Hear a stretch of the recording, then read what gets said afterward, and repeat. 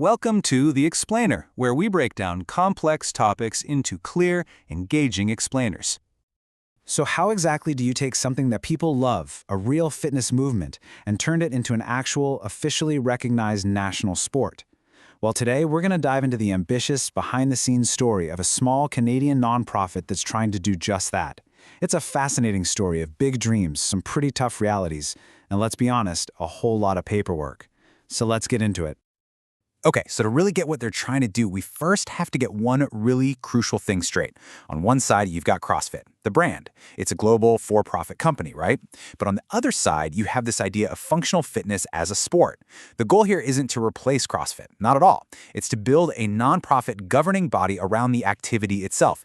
Think of it like an umbrella that can support everybody, no matter what brand of gym they go to. And at the absolute heart of this whole mission is the Canadian Functional Fitness Federation, or the CFFF. It's led by Simon Damborg, and their vision is, well, it's bold, and it sounds simple. Get functional fitness officially recognized by the Canadian government as a legitimate sport. Simple to say, not so simple to do. But you might be asking, why is that official recognition so important? I mean, what's the big deal? Well, because it unlocks some really tangible benefits that go way beyond just winning a competition.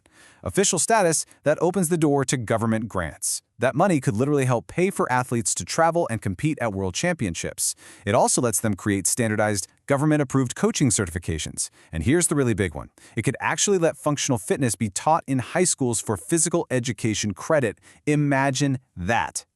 So let's talk about building the foundation.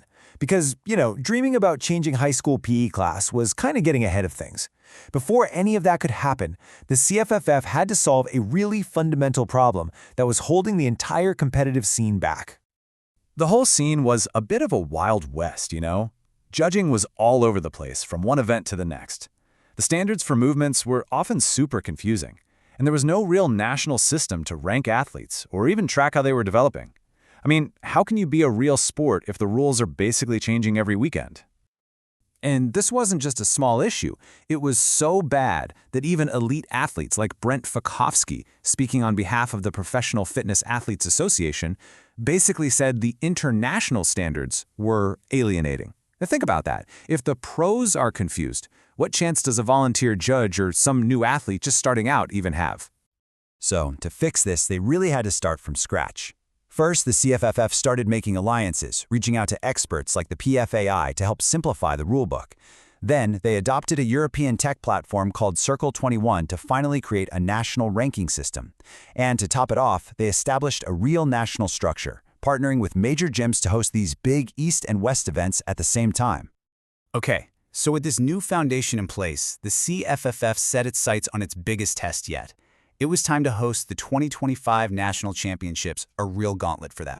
And their plan was, well, it was ambitious. They were aiming for a huge professional venue to really send a message that this wasn't just another local comp.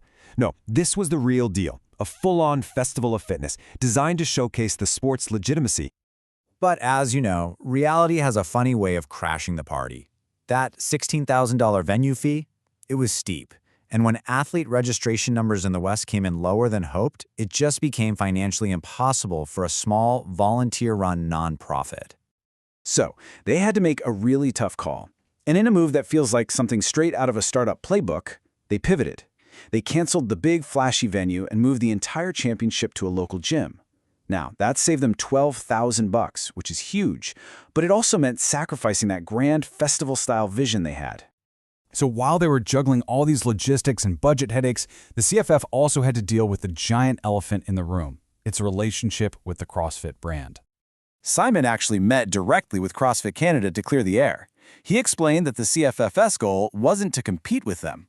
It was to offer a nonprofit structure that could, in the long run, help all gyms by unlocking government support. The outcome was this kind of cautious understanding. CrossFit said they couldn't publicly endorse them, but they also didn't see the CFFS as a rival. So a quiet coexistence was basically agreed upon. All right, so after a total whirlwind of last-minute changes, the national championships actually went ahead at those smaller venues. And you know what? The events ran pretty smoothly. But it was the aftermath, what happened after the competition, that revealed some crucial lessons for this young organization. And get this, thanks to that really tough decision to switch venues, The event actually managed to turn a profit. We're talking about $8,000. For a non-profit putting on its first major event, that is a huge, huge win. But, and this is the reality of their finances, that entire $8,000 surplus was gone almost instantly. It was immediately spent on uniforms for the 42 athletes who qualified for Worlds, which was double the number they even expected. So it completely wiped out their profit, leaving absolutely nothing to help those same athletes with their travel costs. It just showed how razor-thin their budget really was. The feedback they got after the event was also super telling. Now, on the one hand, athletes loved that everything ran on time, but some clear problems popped up. The biggest issue by far was inconsistent judging. That was followed by a feeling that the event lacked atmosphere, especially for the athletes from Quebec who were used to much bigger, spectator-filled events. So all this feedback led to a major strategic shift. This was a real aha moment for the CFF. They realized their job wasn't to be an event company. Their real role was to be a true governing body. That meant sanctioning competitions that already exist, developing world-class standards for judging and safety, and building out those coaching pathways. And so with this brand new, more focused, and honestly more sustainable strategy, the CFF is now doubling down on that long, difficult road to official recognition. Their ultimate goal, the big prize, is to become a registered national sport organization, or an NSO. And let me tell you, this is a multi-year bureaucratic marathon. It means proving you have consistent national engagement, getting all the provincial organizations aligned, and maintaining super strict governance standards. It's a mountain of paperwork, but at the very top of that mountain is federal funding and official recognition.